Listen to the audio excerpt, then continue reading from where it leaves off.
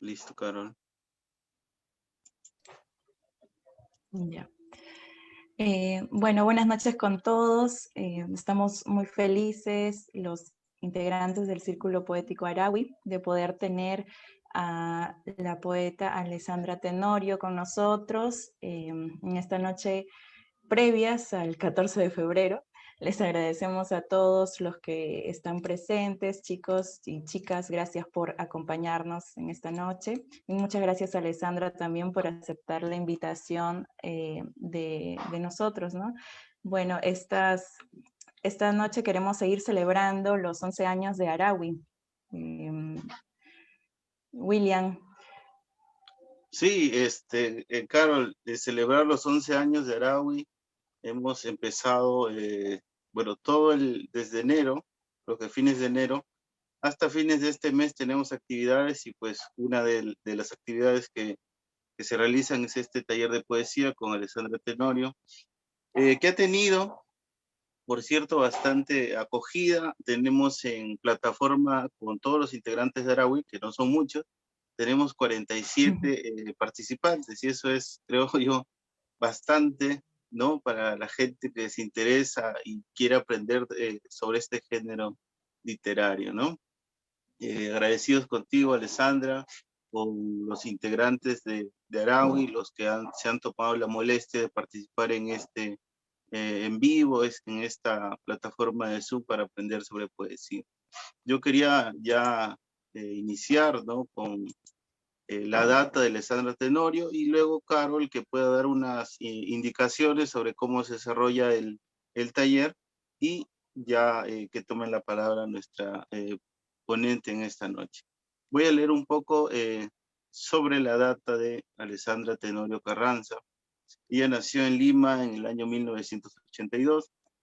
Es licenciada en literatura por la Universidad Nacional Federico Villarreal y magíster en escritura creativa poesía por la Universidad Mayor de San Marcos. Ha publicado los poemarios Portarretrato, Campo de Gules 2005, Casa de Zurdos con Lustre Editores 2008 y Versos Inquietos el año 2017. Y en el CID de poesía Poemas Habitados con la Universidad Ricardo Palma 2019. Su libro inédito Dolencia fue traducido al italiano por Gabriela De Fina y ganó el segundo premio del concurso de traducción poética Luca Canali, revista Atelier en Italia. Actualmente dicta cursos de literatura en la Universidad Nacional Federico Villarreal y en la Universidad de San. Entonces, esta es la data de nuestra ponente. Y ahora sí, Carol, quizá algunas indicaciones con respecto al taller. Sí, gracias William. Una vez más agradezco a Alessandra por acompañarnos. Y bueno chicos, la dinámica del taller va a ser que Alessandra va a exponer en primera instancia y después a continuación ya vamos a poder participar nosotros, ¿no? Todos los demás. Pero primero Alessandra va a presentar sus diapositivas. Ahora dejo de compartir, Alessandra, para que puedas ya poner tus diapos.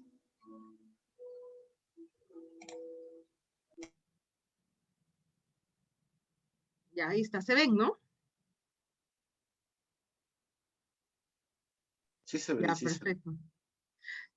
Chicos, muchas gracias. Yo quiero contarles que conocí a alguno de los integrantes de Araui en un taller que di en el Fondo de Cultura Económica. Me gustó mucho cuando me contaron que eran un círculo poético, no sabía que tenían 11 años, qué tal logro llevar por tanto tiempo un espacio para la poesía, los felicito. Y no se molesten si les cambio un poquito la dinámica, pero en realidad si lo hacemos así más como un diálogo, ¿no? Y de repente por ahí, si por ahí lanzo alguna pregunta o alguna idea, genial si me acompañan con respuestas en el chat, o si alguien levanta la mano y luego abre su micrófono para que no me estén escuchando hablar y hablar y hablar y hablar y se aburren, ¿bien? Les envié unos materiales que eran así como tentativos a los chicos, sé que los han compartido con ustedes. En verdad alguna parte era un material un poco teórico, ¿no? Un artículo que estoy por publicar en una revista, pero yo quería que más bien conversemos en torno de esa información, y por eso que le he cambiado a la presentación de lo poético, que estaba en afirmación y lo he colocado con interrogación, porque de lo que se trata hoy es poder discutir algunas ideas en torno de la poesía. Y la primera idea que quería, la primera pregunta que quería lanzar es, ¿cuál de estos que van a aparecer creen ustedes que es un poema, no? Tenemos estos dos de aquí. El primero dice, bolsa de valores, petróleo, y un número que empieza con 9, ¿no? Cobre, oro, aluminio, plata, libertad, igual, 000, ¿no? Igualdad, 000, fraternidad, 000.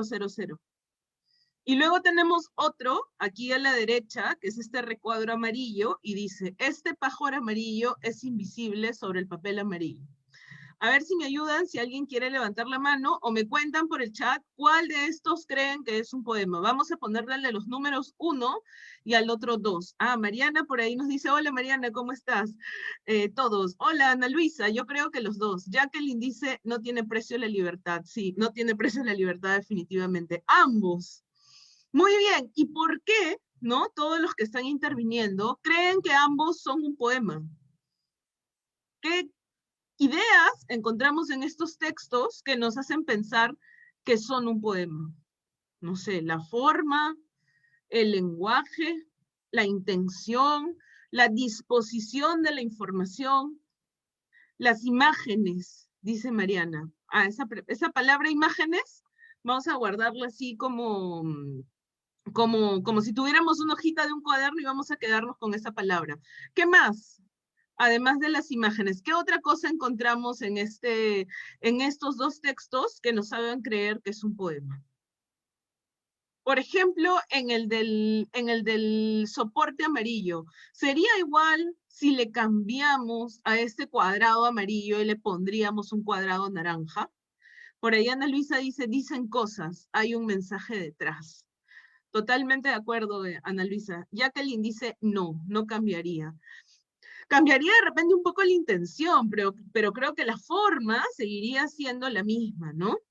El primero es un poema de Alejandro Romualdo. Miren, nada más y nada menos que este gran poeta de la generación del 50, que está en su libro Ni pan ni circo. Y un poco, claro, la idea de lo poético aquí la encontramos justamente en lo que señalaba Jacqueline, ¿no? Todos los otros, ¿qué es una bolsa de valores? ¿No? O sea, al hablar de bolsa de valores, en este poema no se está hablando solamente de el valor económico, como se entiende en la estructura capitalista, sino también otros valores, la libertad, la igualdad, la fraternidad, ¿no? Y cómo estos valores tienen números elevados y los otros, ¿no? Los que están más vinculados al ámbito de lo humano, por decirlo, de lo ético, ¿no? Los encontramos en 000. La forma de presentarlo, dice Ana Luisa, juega con la bolsa de valores financiera. Eco, Ana Luisa, ahí está justamente el giro poético, ¿no? ¿Qué es un valor, no? ¿Cómo ponemos al mismo nivel, entre comillas, al mismo nivel, los valores de la bolsa, ¿no? Lo financiero, al lado de los valores que están vinculados a lo ético, ¿no? ¿Cuál pesa más? Pero ambos son valores, ¿no? Es justamente ahí, has dado en el quita, Ana Luisa, está la idea de lo poético. Paulo González dice, este pájaro amarillo es invisible sobre el papel amarillo. Jorge Eduardo Eyelson. Exactamente, Paulo, este de aquí es del libro Canto Visible de Jorge Eduardo Eyelson. Miren que es de 1960, ¿no? O sea, este tipo de experimentos, este tipo de poesía que está vinculada a lo visual y que nos quiere transmitir imágenes, pero de una manera de repente un poco diferente a como hemos visto la poesía, no sé, en el colegio o en la universidad o quizá de manera un poco más clásica. Hola Cecilia, ¿cómo estás? Cecilia dice, es que quiere dar a entender que a la gente no le importa la libertad ni la solidaridad. Exacto, Cecilia, ¿no? Le importan más otros valores, ¿no? Los monetarios y no tanto los éticos. ¿Quién me ayuda con esto? ¿Cuál de estos podría ser el fragmento de un poema? Tenemos el primero. 27 huesos, 35 músculos, unas 2000 células nerviosas. Vamos al verde. No hay nostalgia peor que añorar lo que nunca jamás sucedió. El celeste dice, camino a recoger regalos. ¿Cómo siguen tus tribulaciones? Prefiero esperar para contestar las preguntas mañana. Y el último dice, mientras a cada labio por cogello siguen más ojos que al clavel temprano. A ver, ¿me ayudan con los colores de repente por el chat? ¿Cuál sería aquí el rosa? Me dicen. Un punto para el rosa. ¿Quién le da para otro color? El rosa, el rosa. ¿Va ganando el rosa por ahí? ¿Otra idea? A ver, aquí alguien nos ha compartido también un comentario. Benedict nos dice, cada uno interpreta lo que desea ver. Eco, ¿no? En la poesía visual, como la que hemos visto de Eielson, cada uno interpreta lo que desea ver. Rosa y azul, nos dicen por aquí, ¿no? Dos poemas, verde y rosa. Todas, nos dice Meilín. Todas, nos dicen de Luisa. Todas, amarillo, nos dice Carla. Joana nos dice todas. Benedict nos dice naranja. Tenemos las opiniones divididas entonces, ¿ah? Pero todas. Pero la que más votos ha tenido, ¿no? Si hacemos el recuento, podemos ver que es el rosa. ¿Por qué el rosa? ¿Por qué el rosa y no el azul, por ejemplo, ¿no? ¿Por qué el rosa y no el verde? Todas, nos dice también por aquí Miriam. Hola Miriam, ¿cómo estás? Nos dicen el rosa. ¿Qué tiene el rosa que es un poco diferente a los demás que ha hecho que tenga más votos? Vamos a ver qué nos dicen por aquí, a ver. Todos por el lenguaje. Una imagen, nos dice Lucero. Hola Lucero. Julio César nos dice musicalidad. Ritmo, nos dicen por ahí. Porque el rosa es poesía clásica. Nos dicen con una interrogación a Ana Luisa. Hola, Lucero. Entonces, el rosa, ¿no? El rosa tiene musicalidad. ¿No tiene musicalidad el verde? De hecho, es la letra de una canción, ¿no? No hay nostalgia peor que añorar lo que yo canto horrible, pero esa es es también musical, ¿no? ¿Qué nos dicen el primero, no?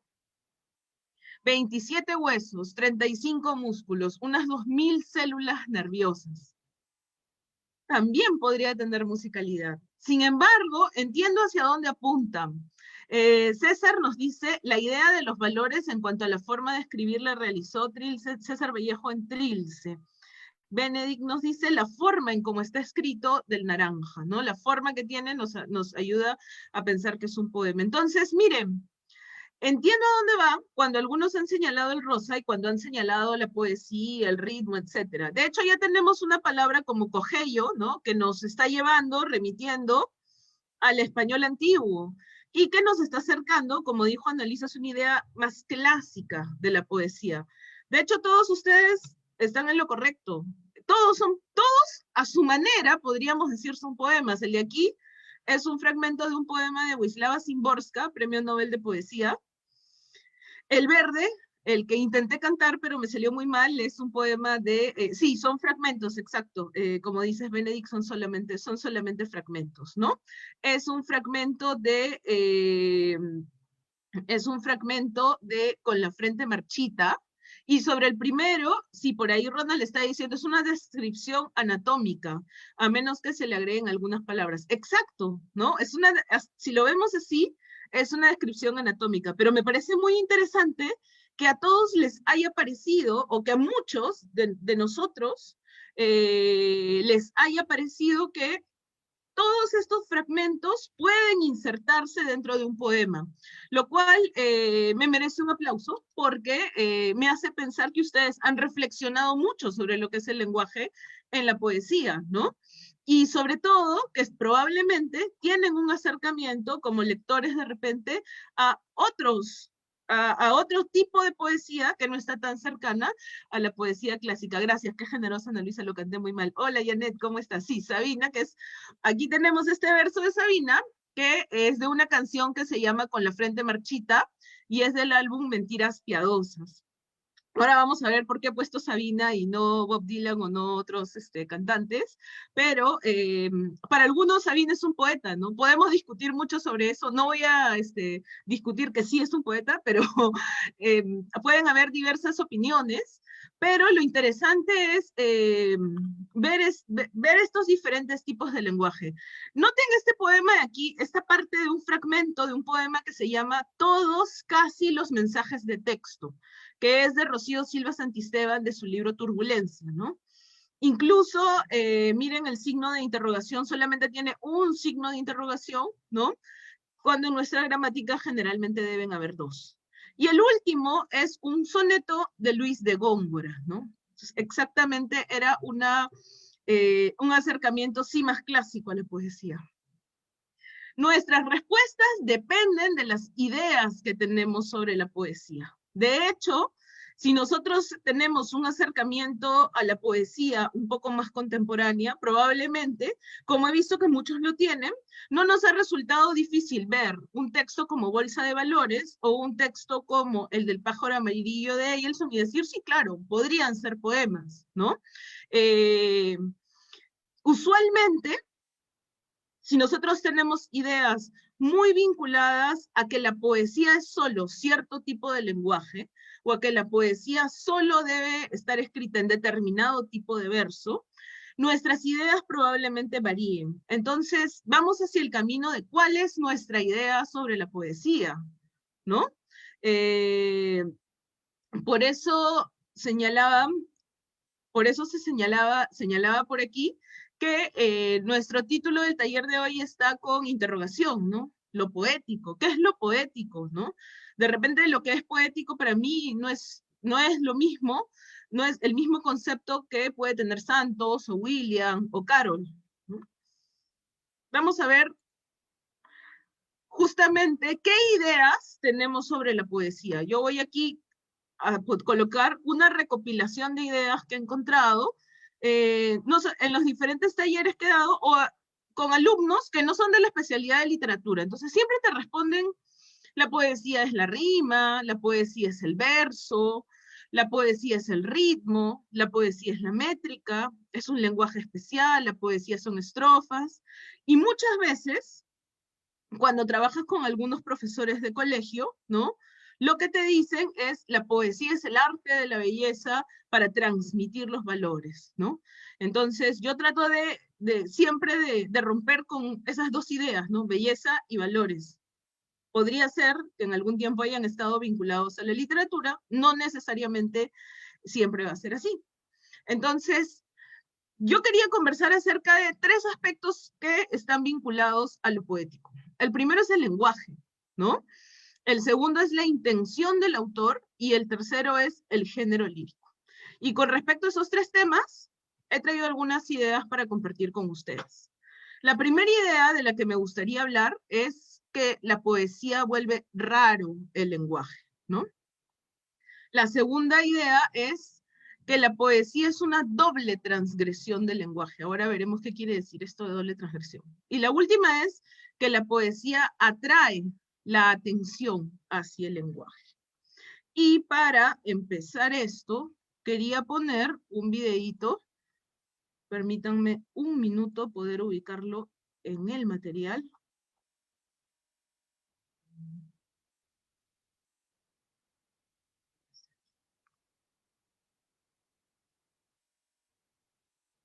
Aquí está. Vamos a escuchar un poema.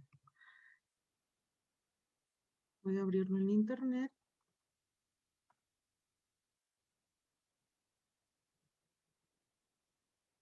Muy bien. Voy a compartirlo.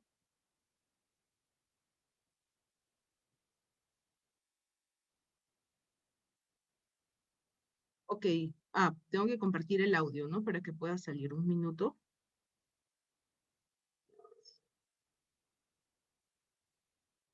Bien. Vamos a ver, el poema se llama Gadji Beribimba, de Hugo Boll. Gadji Beribimba, by Hugo Ball.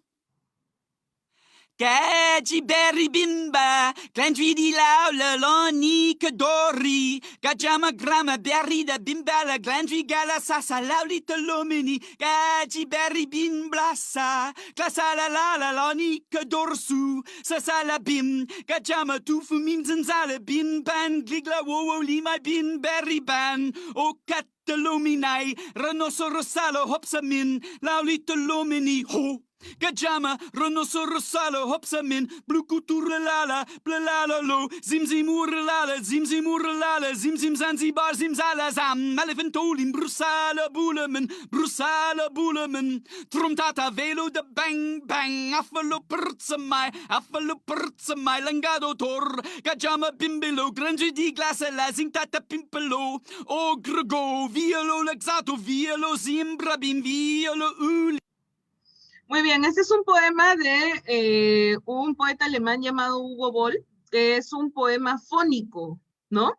Antes de recoger sus opiniones, lo primero que quiero decir es que no es alemán, no es ningún lenguaje específico el que encontramos en este texto, ¿no? Pero es un poema. Está planeado por el autor, creado por el autor, teniendo en cuenta que este es un poema. Dadaísta, me dicen por ahí. Sí, dadaísta, efectivamente, ¿no? ¿Por qué creen ustedes que este texto que acabamos de ver, leer y escuchar podría ser un poema? ¿Qué tiene que nos distancia del lenguaje común? O que nos distancia de cualquier sonido que pueda ser una onomatopeya parecida a esta, ¿no? Y se convierte en un poema. ¿Alguien tiene alguna idea? Pueden levantar la mano o pueden escribir en el chat, las dos son válidas.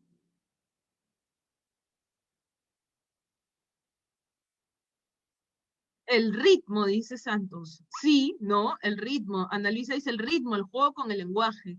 Paulo dice, debe ser por la musicalidad, algo así como las gitanjáforas. Mariana dice, el sentido. Qué interesante. Las figuras literarias, dice Ronald. Ok, el lenguaje, dicen, el lenguaje entre comillas. Es bien interesante cuando tenemos un poema como este, primero, porque como acabo de decir, ¿no? No tiene un lenguaje particular, o sea, es decir, son simplemente onomatopeyas, ¿no? Sonidos. Benedict dice, al no ser un lenguaje, no perdería el derecho de llamarse poema. Justamente es muy interesante eso que estamos discutiendo. Todos los poemas están hechos con lenguaje. Todos los poemas, mejor dicho, ¿qué entendemos por lenguaje, no? Cuando hablamos de lenguaje poético, estamos hablando solamente de palabras. Estamos hablando de palabras y sonidos, o también podríamos hablar de otro tipo de lenguaje. Yo recuerdo que la primera vez que escuché un concepto sobre la poesía que fue totalmente radical y diferente para mí, fue cuando un profesor de literatura en la universidad nos dijo, bueno, uno podría hacer su tesis sobre un cuadro. Dije, claro, el lenguaje visual es un lenguaje, ¿no? La pintura es un lenguaje. Y en tanto lenguaje se puede analizar como artefacto literario. Y yo quedé como un poco en shock, ¿no? Porque no podía, en ese momento me era muy difícil salir de los límites que yo misma me había planteado en función de las lecturas que había tenido de cómo pensaba que debía construirse la poesía. Para cerrar esta idea y seguir leyendo las ideas que están colocando, ya que estábamos hablando de si es o no es un lenguaje, veamos si la poesía es o no un lenguaje, veamos, por ejemplo, esta imagen de aquí, que seguro algunos la conocen, ¿no? Nuevamente voy a recurrir a un texto de Eilson, ¿no? Esta silla de madera es de papel, ¿no? Tenemos un dibujo. Este dibujo no son exactamente palabras, pero es un poema o está calificado como un poema.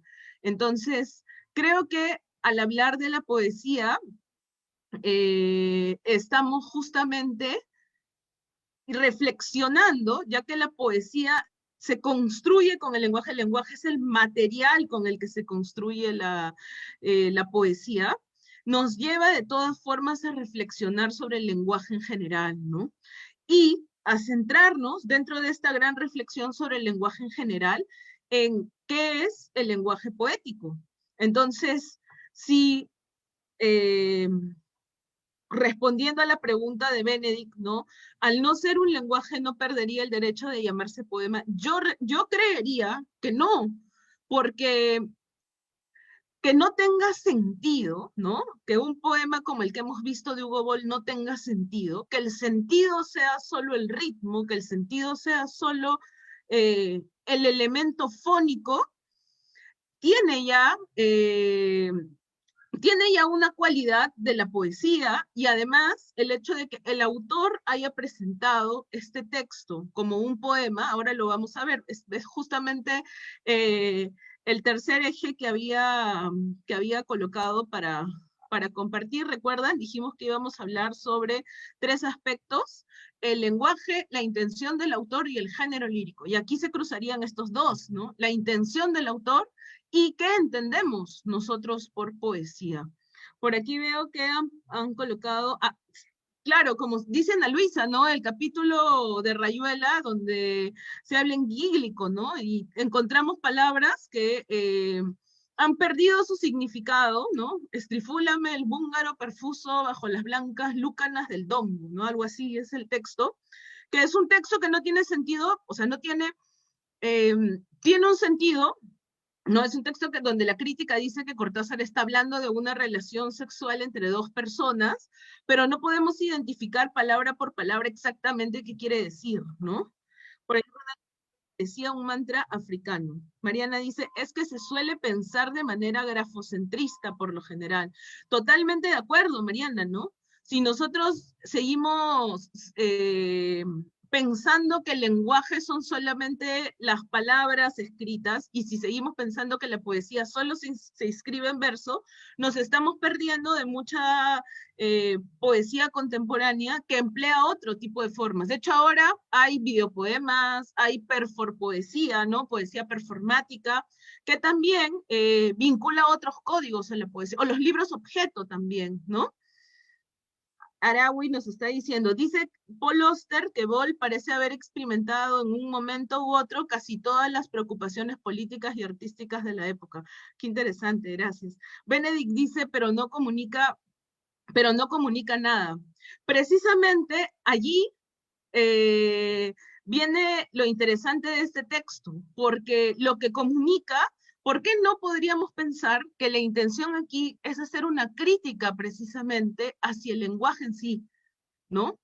¿Por qué no podríamos pensar que aquí la intención es decir, que despojar el lenguaje de su significado para concentrarnos en un elemento fundamental de la poesía, que lo han dicho ustedes, el ritmo, el sonido, ¿no? La cadencia de las palabras.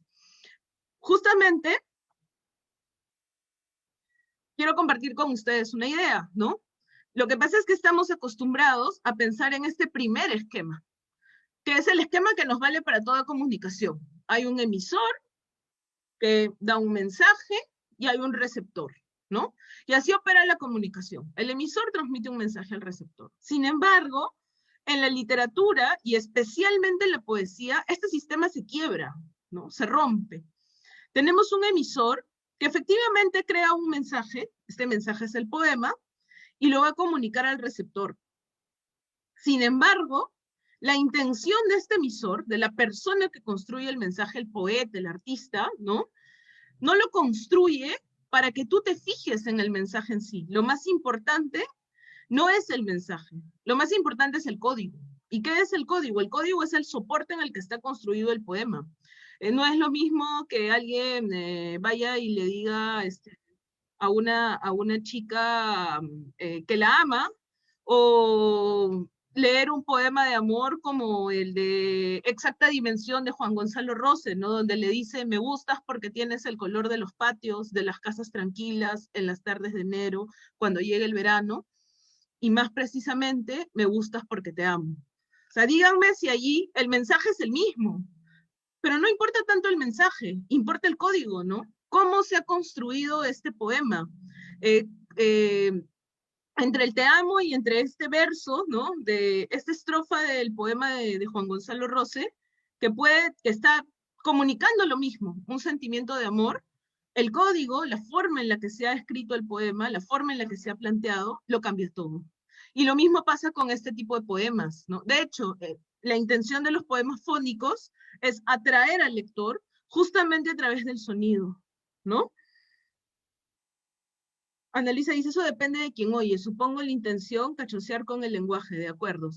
Claro, su intención, de hecho, podríamos también, si entramos más en el análisis de este tipo de poemas, vamos a encontrar muchos otros que cruzan muchas otras intencionalidades, hasta políticas y etcétera, ¿no?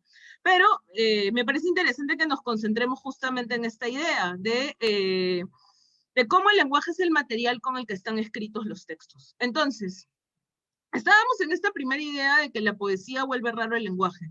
Y habíamos ya hablado de este tema de la comunicación, ¿no? Habíamos visto este esquema de aquí y explicado que este esquema es diferente en la literatura. La comunicación opera de manera diferente, porque muchas veces el poeta no necesariamente quiere que tú descifres un mensaje. De hecho, ¿no? Nosotros podemos leer todos un mismo poema y hacer diversas interpretaciones. Para alguien de repente puede significar una cosa y para otros otra, ¿no?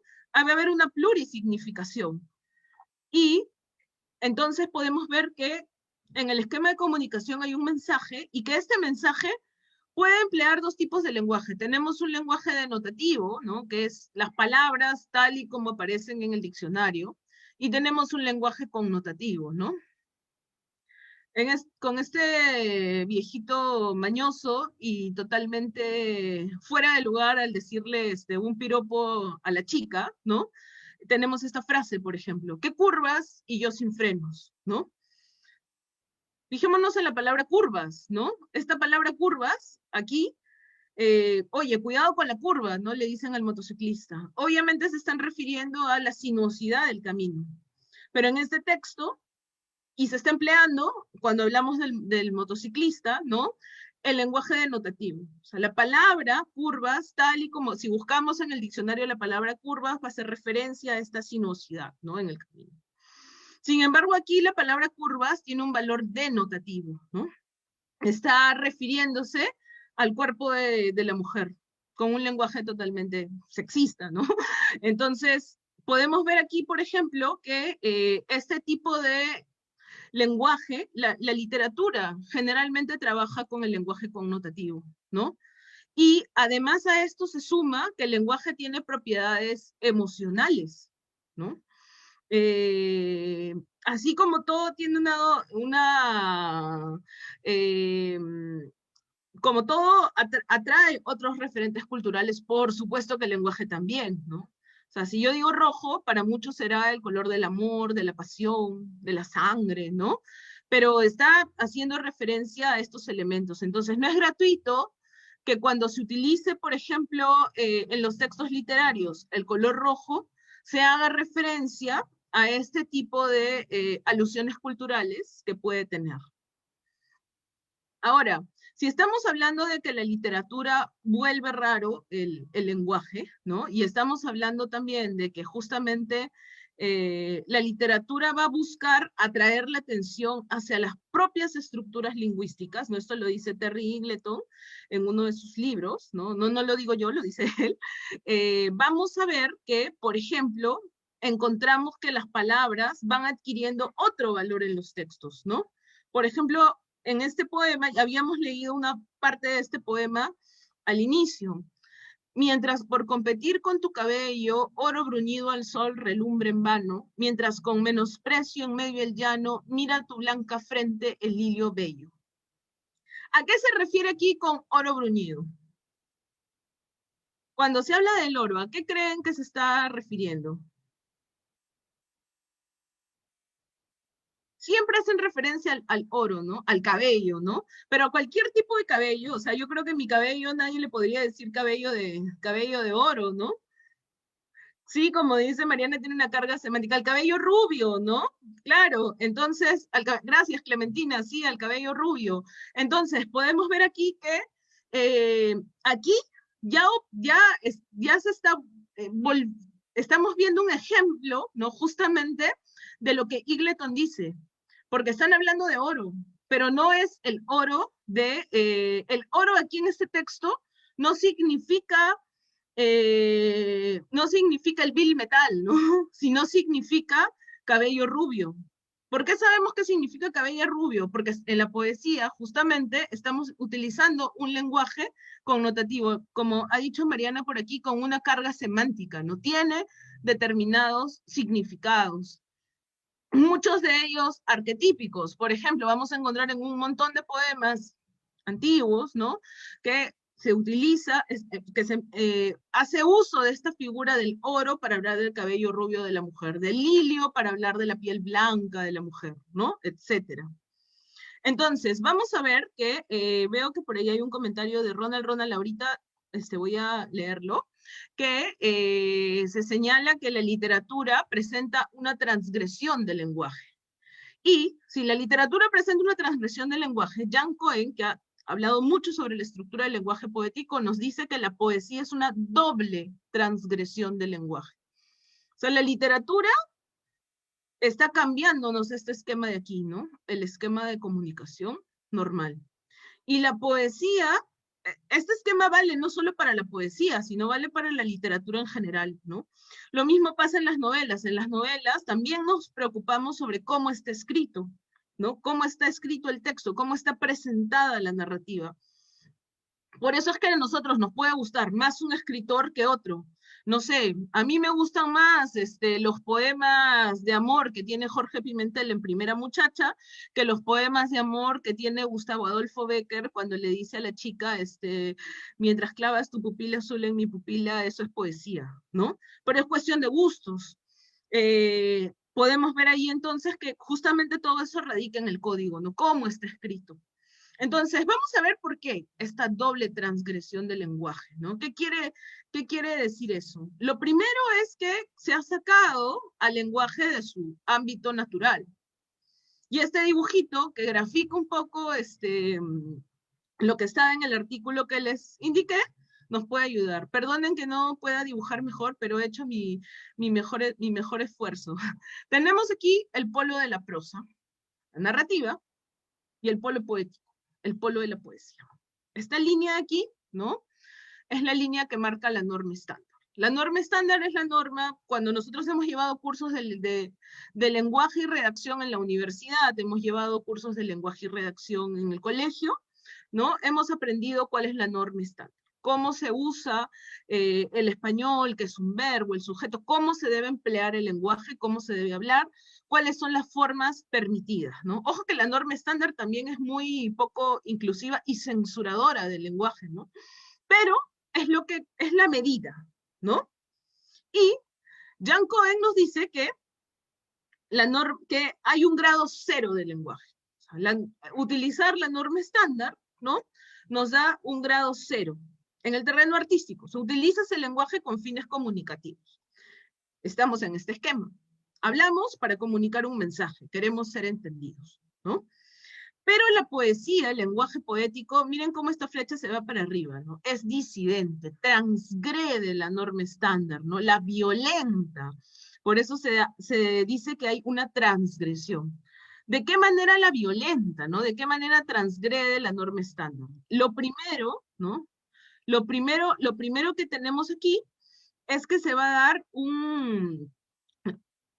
un criterio artístico, ¿no? Se va a dar un criterio artístico al lenguaje, o sea, el lenguaje común. Por ejemplo, ¿no? Habíamos hablado de ya vienen las canciones, aquí están, no se preocupen, aquí están las canciones, vamos a llegar a eso, vamos a llegar a eso. Ahorita vamos a ir por ese tema. Por ejemplo, ¿no? Vamos a ver este poema de aquí, hemos leído un fragmento, es un texto de Rocío Silva Santisteban, este de aquí, que se llama Todos casi los mensajes de texto. Permítanme mejor abrirlo en otro formato para que se vea todo completo. Un minutito. No se preocupen que ya llegamos al tema de las canciones.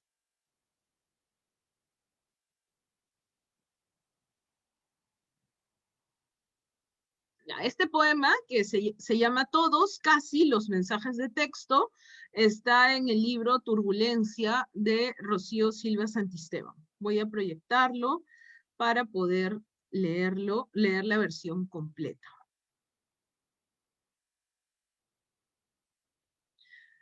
Me encanta que me digas corazón. Pensando en ti, paso las mejores horas del día. Quiero esa mordida.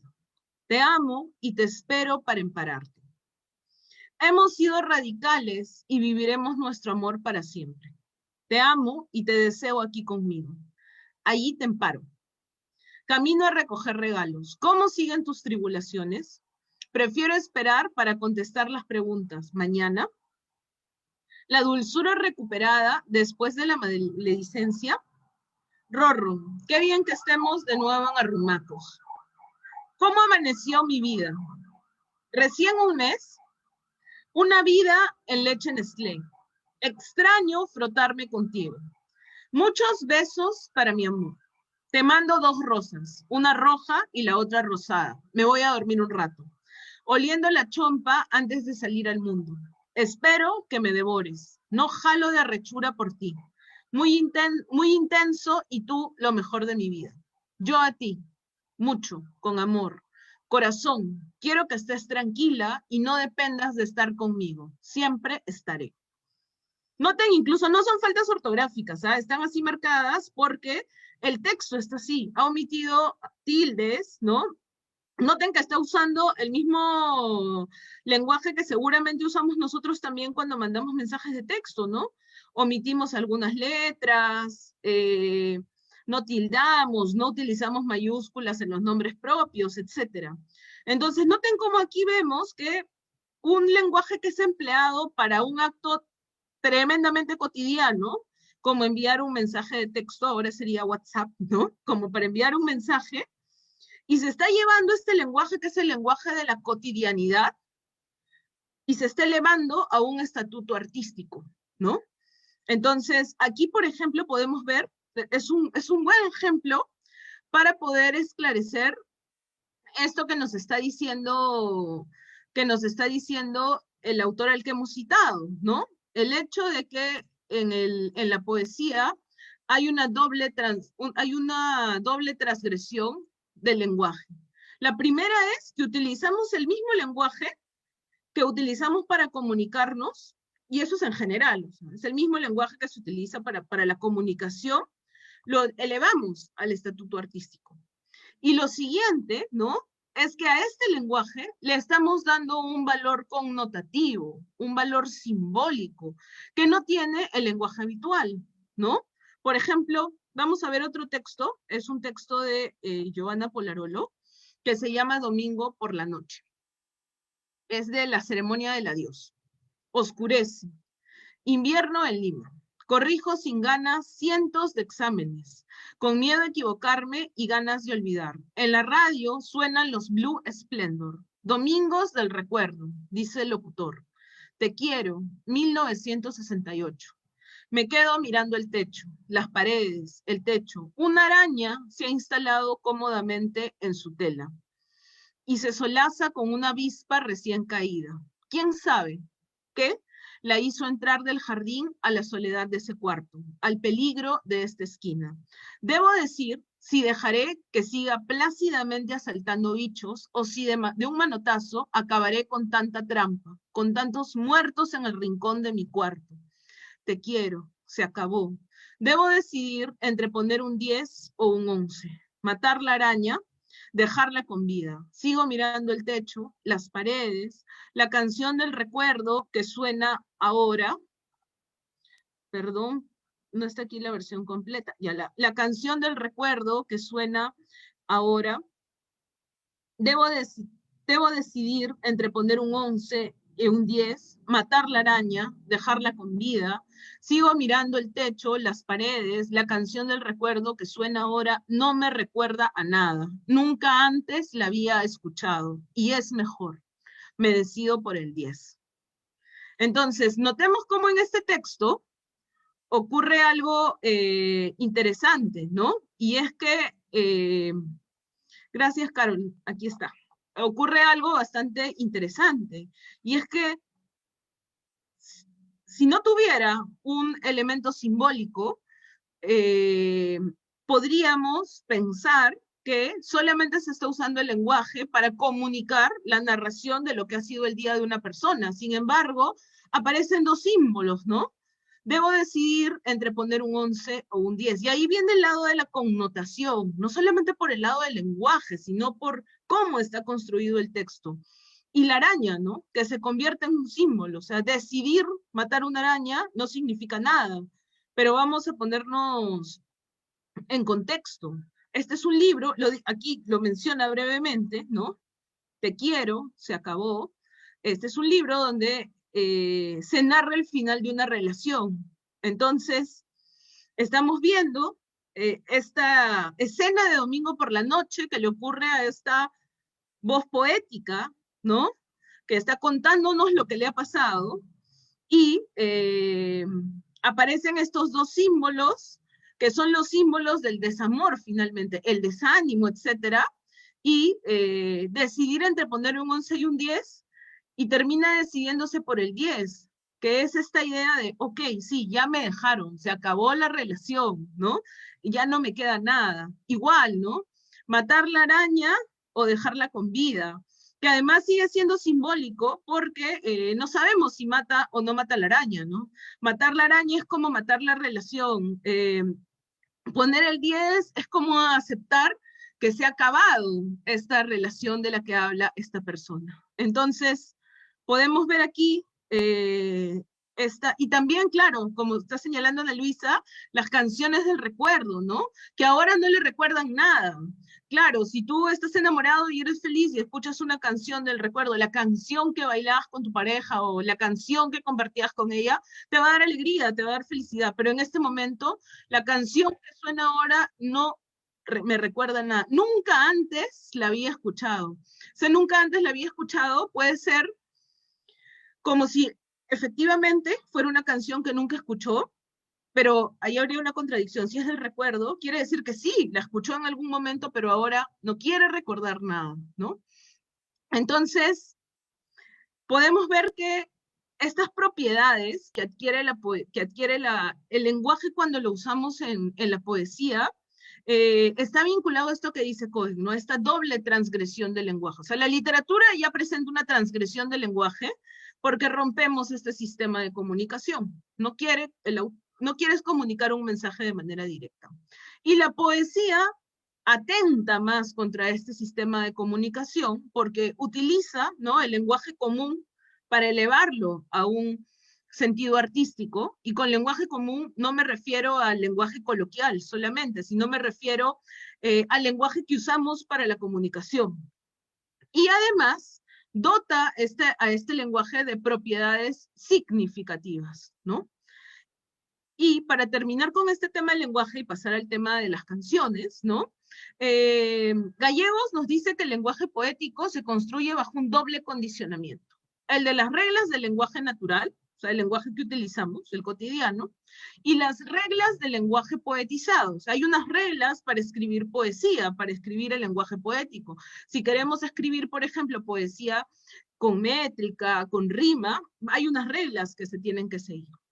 Miren, por ejemplo, hemos leído o aquí, este es otro texto. Por ejemplo, ¿no?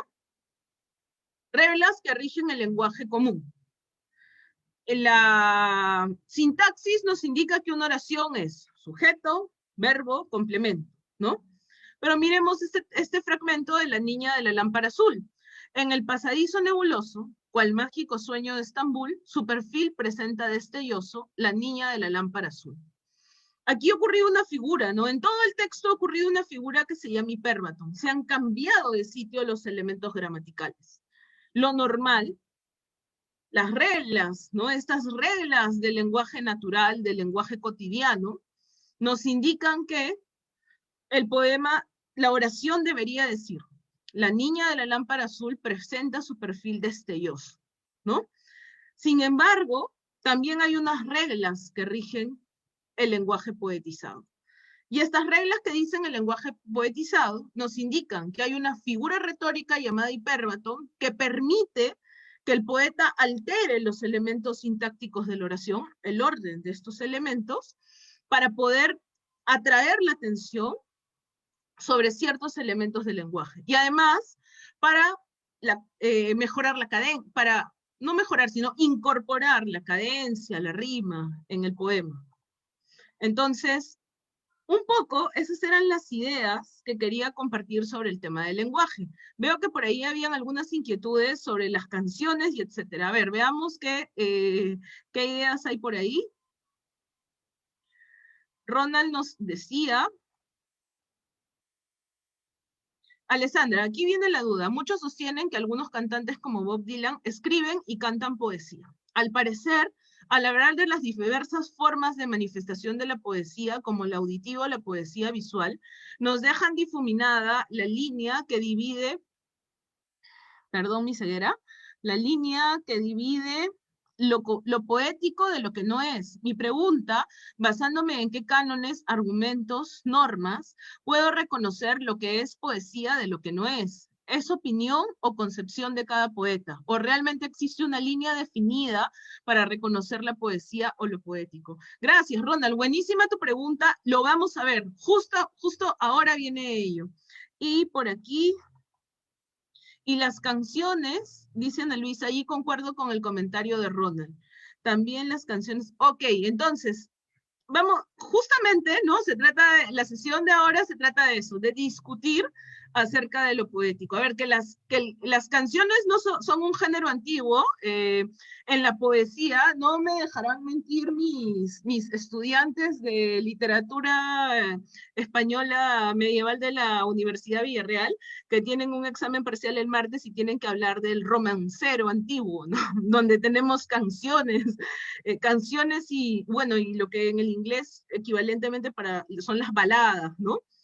La poesía siempre ha estado vinculada a la música. Yo recuerdo que los trovadores, y exacto, ¿no? Las jarchas, nos dice Mariana, sí.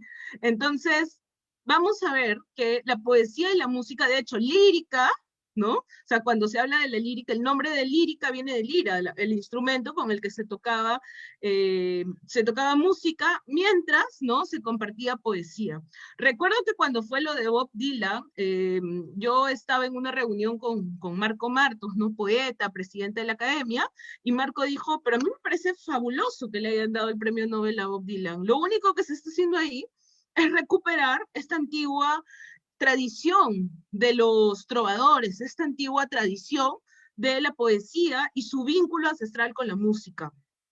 Por el lado histórico, o sea, no debería, y creo que él dio una respuesta muy buena, ¿no? Dijo, a nadie debería parecerle raro que la poesía esté vinculada con la música. A nadie debería parecerle raro que un cantante, un cantor, un trovador moderno reciba un premio como el Nobel. O sea, ¿por qué no? O sea, lo curioso, lo raro, es lo que él dijo, no, yo estoy citando sus palabras, lo raro es que no haya ocurrido antes. Ahora, ¿cómo nos damos cuenta de qué canciones, o sea, por qué, no sé, las canciones de Maluma no pueden ser poesía y las canciones de Bob Dylan y Joaquín Sabina para algunos sí?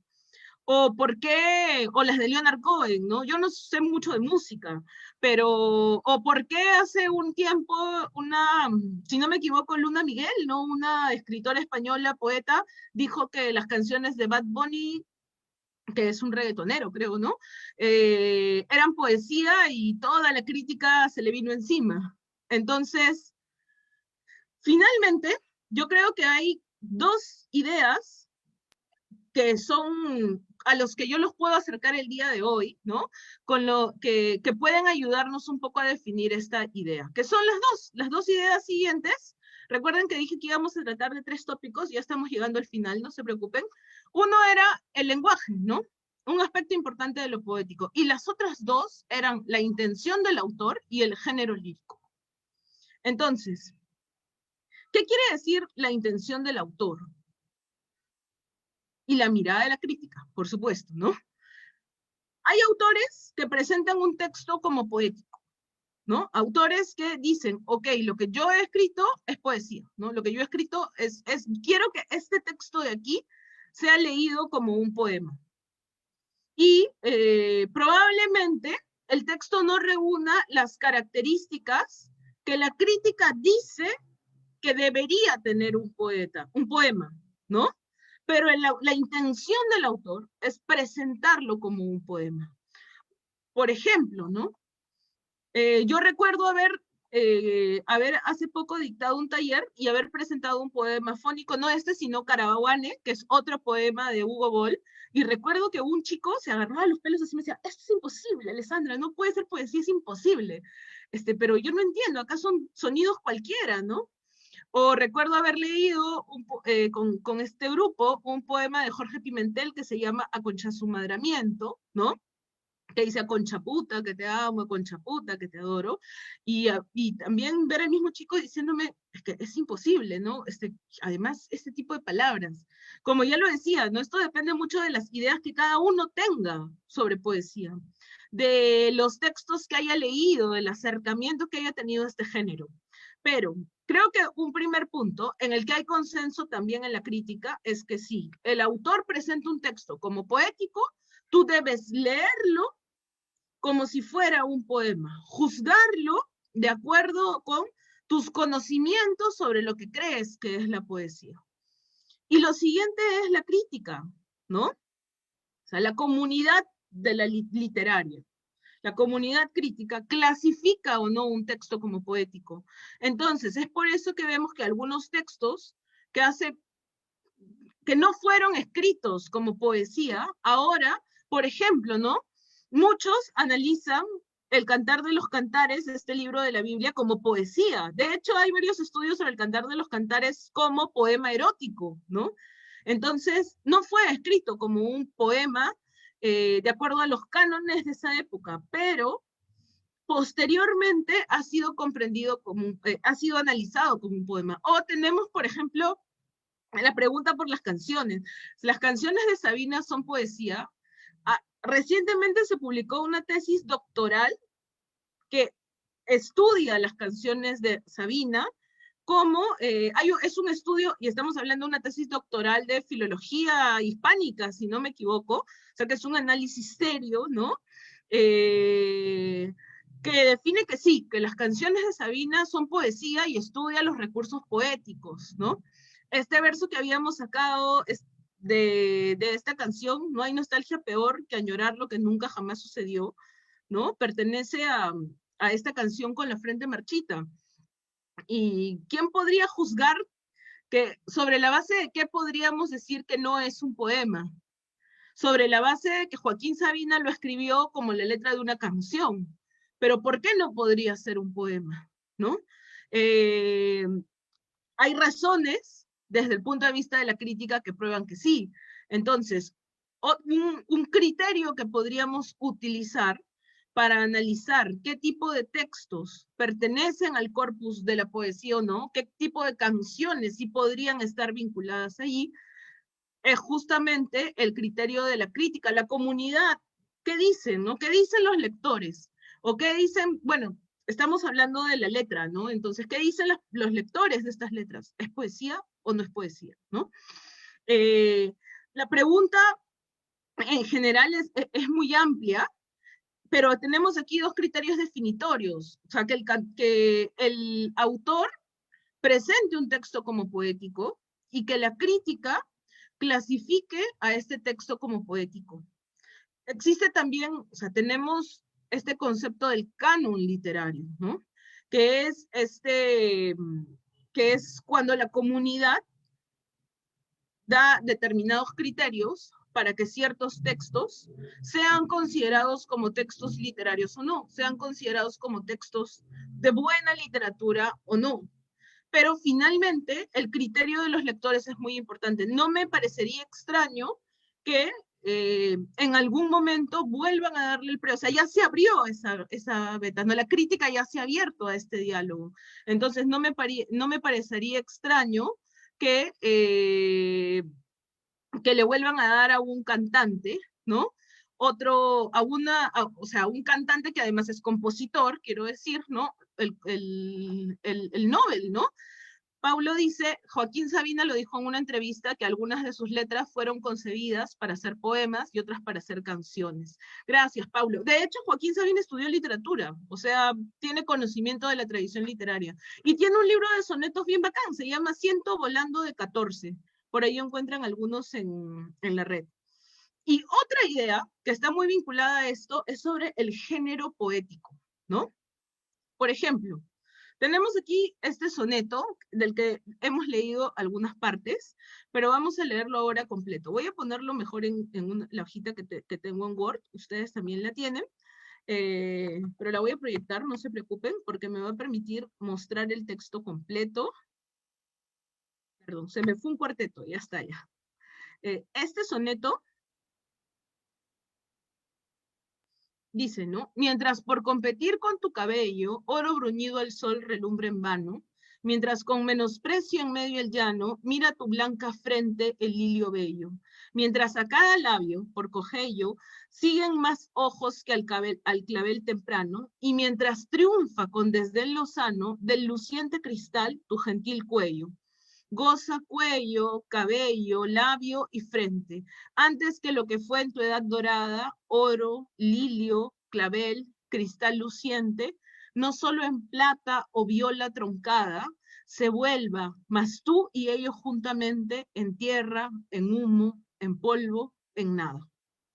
Entonces, si hablamos del género lírico, por ejemplo, este poema, ¿no?, que pertenece a Luis de Góngora, nos ayuda a graficar algunas cosas. El soneto es una forma, es un tipo de poema que utiliza determinadas estrofas para construirse el poema. Se tienen que escribir 2 cuartetos, ¿no?, versos de 4.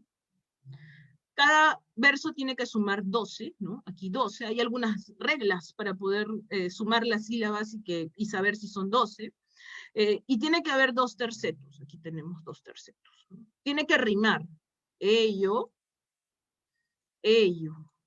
ano, ¿no? Riman, ok. Y además, vamos a ver que se están utilizando aquí algunas licencias poéticas. Noten que aquí, voy a ponerlo un poco más grande, hay una diéresis en la I, ¿no? Esta diéresis va a asegurar que haya una separación entre la I y la O. O sea, la I y la O forman un diptongo. ¿Qué quiere decir el diptongo? Las 2 vocales deberían ir juntas en una sola sílaba. Pero esta diéresis hace que se separen, las obliga a separarse. ¿Para qué las obliga a separarse? Para que lleguen al conteo de 12 sílabas. Entonces, ¿qué nos indica si algo es poesía o no? Que esté acorde con las características o con las formas arquetípicas de este género literario llamado poesía.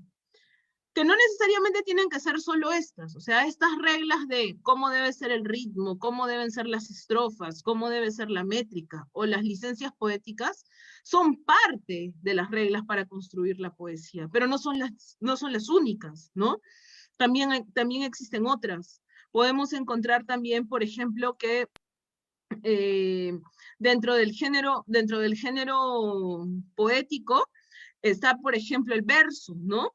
Inmediatamente, y creo que todos tenemos esta tendencia, vemos un libro, un texto donde algo está dividido así en versos, en frases no tan largas y cortadas, y decimos, este debe ser un texto poético, ¿no?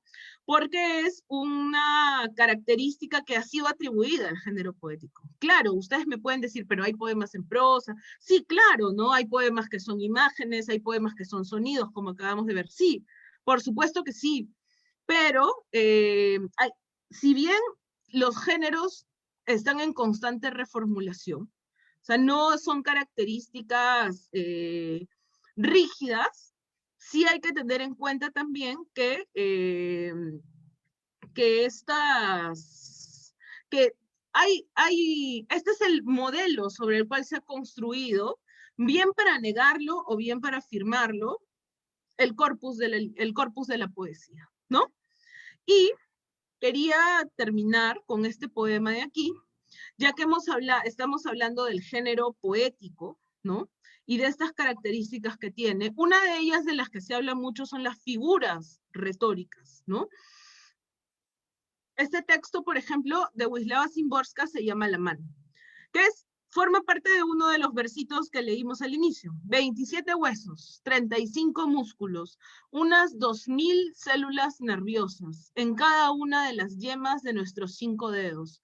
Es absolutamente suficiente para escribir Mein Kampf o Winnie the Pooh.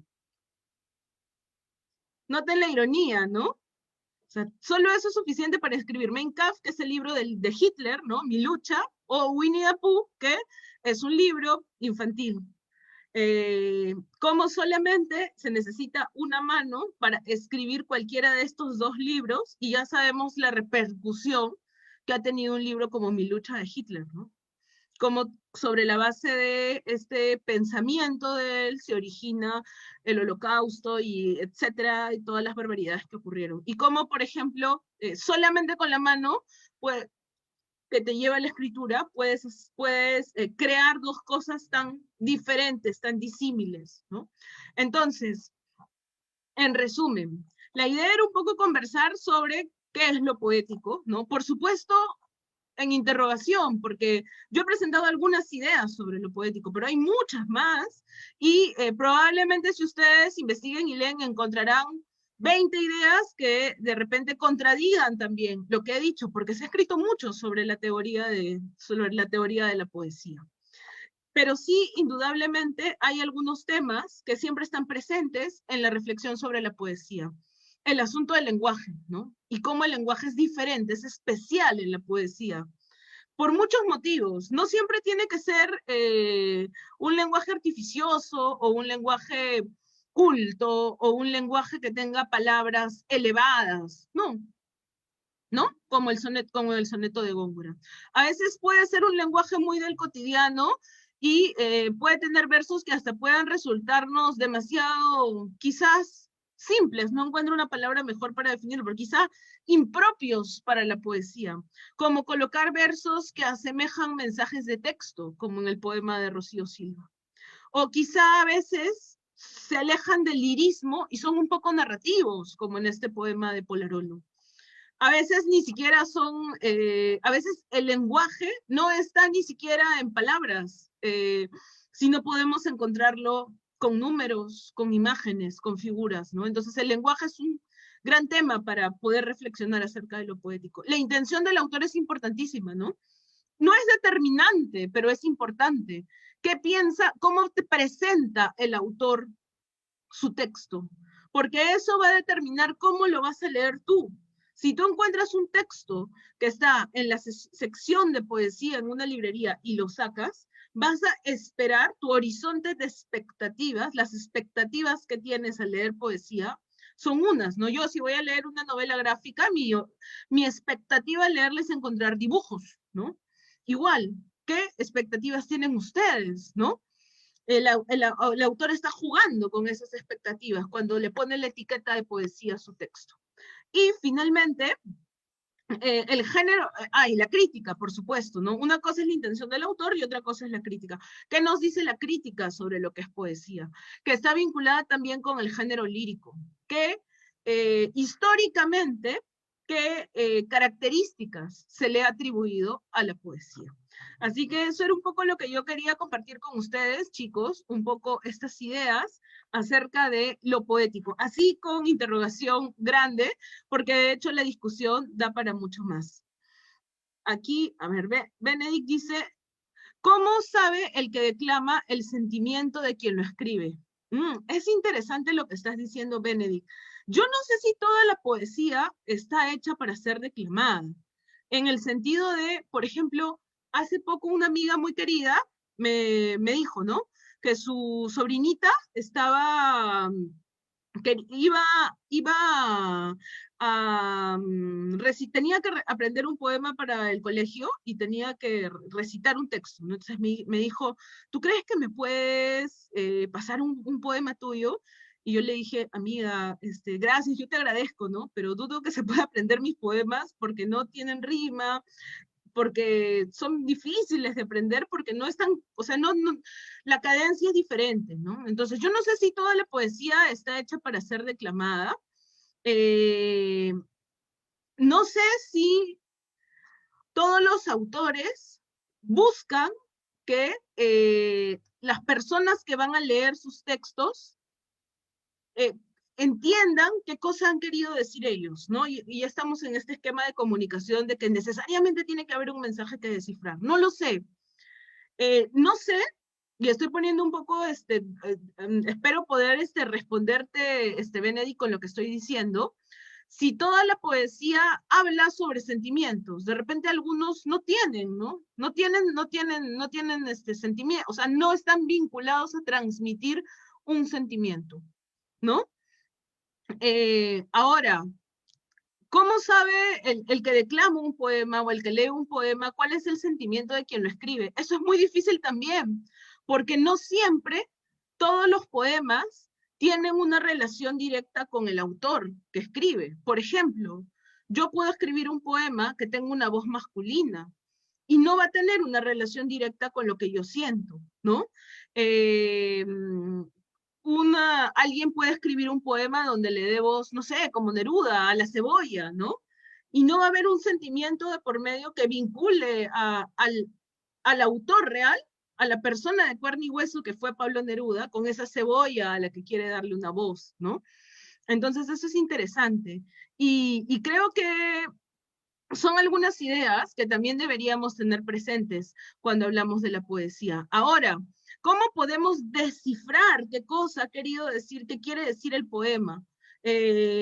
Siempre hay estudios críticos a los que podemos, no siempre, pero muchas veces, hay estudios críticos a los que podemos recurrir para tratar de descifrar qué quiso decir el poeta, o tratar de ingresar algunos significados, ¿no?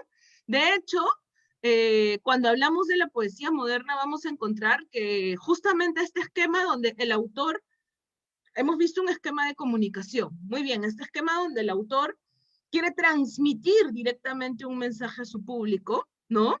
O directamente a sus lectores, se rompe ahora en la poesía moderna, ¿no? Ahora la propuesta de la poesía moderna es que el autor transmite algo, pero cree que el lector debe interpretar él mismo lo que se quiere decir allí, ¿no? Un poco va por ese lado, ¿no? A ver qué encontramos por aquí.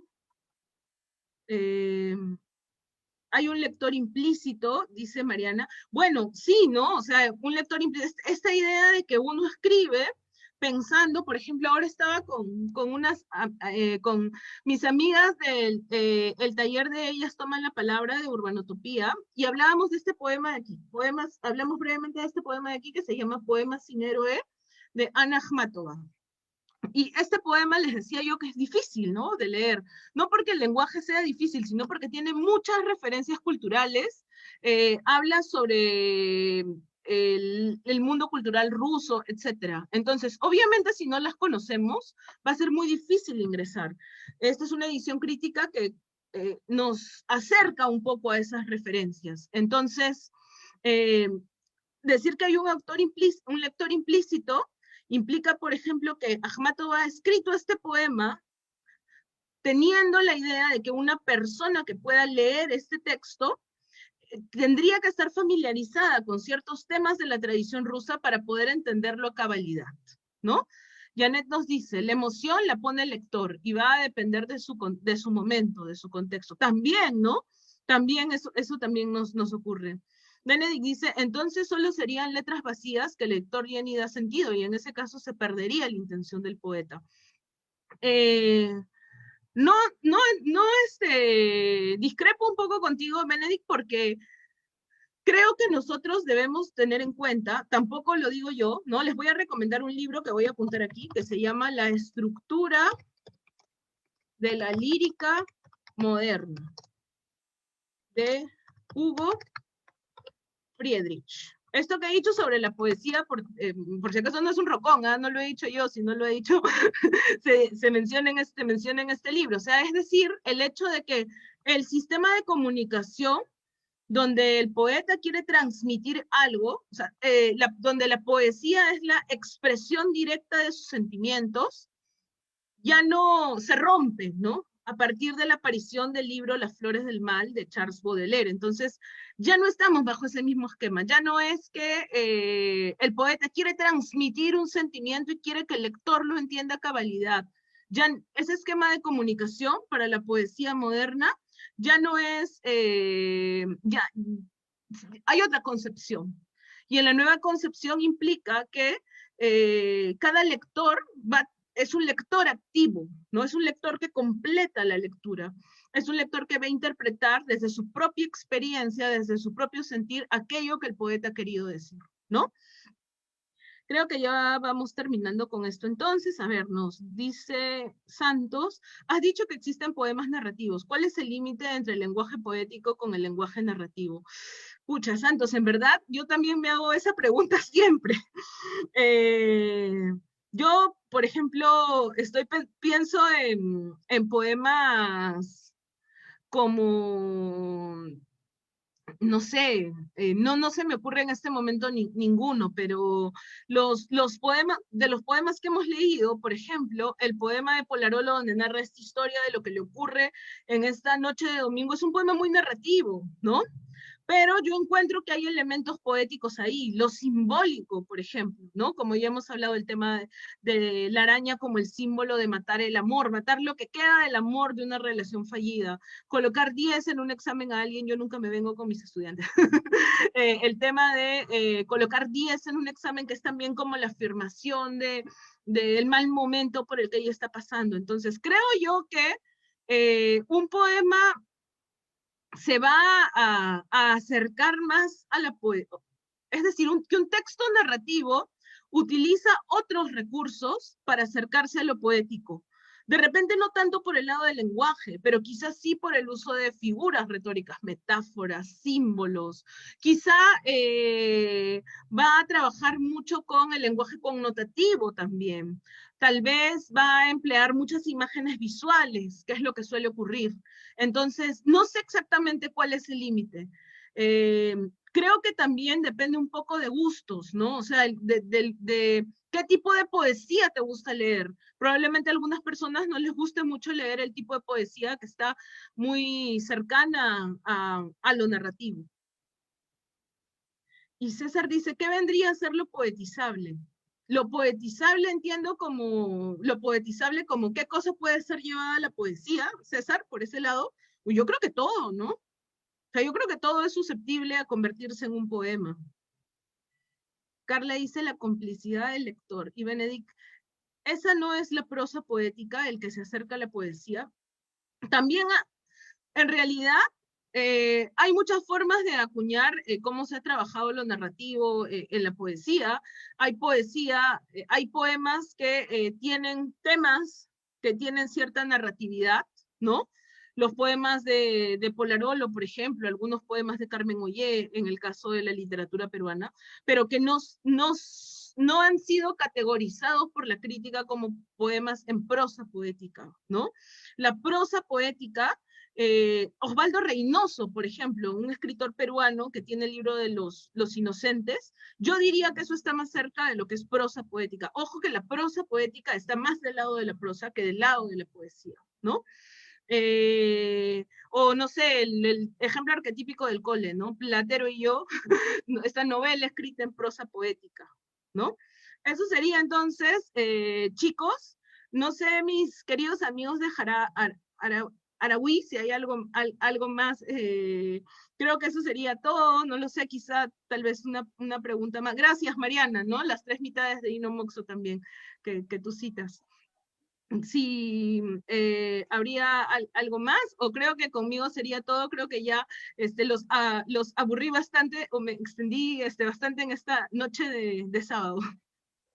No, al contrario, Alessandra, muchas gracias por compartir con todos nosotros tus conocimientos y bueno, también agradecer a las personas que nos han acompañado aquí desde la sala y desde Facebook también, ¿no? Porque nos están viendo bastante en la página. Qué bonito es poder compartir entre todos sobre la poesía, ¿no? Quisiera también que puedan prender sus cámaras, chicos, para tomar una foto de recuerdo, ¿no? Con Alessandra. A ver si pueden prender sus cámaras. Porfis.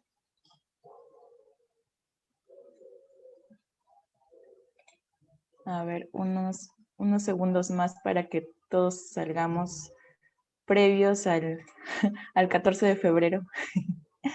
Ahí está, a ver, sonrían.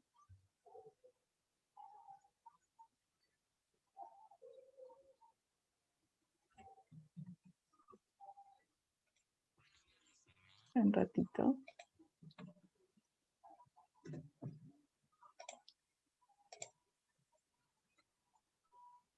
Ahora les paso por el WhatsApp los materiales con los agregados ocultados intencionalmente.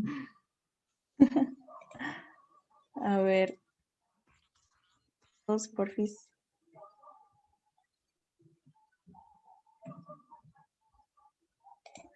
Ahora sí, muchas gracias a todos por acompañarnos. Voy a darle el pase a mi compañero William para que pueda anunciar las actividades que se vienen. William. Ah, sí, perdón. Bien, Ay, no.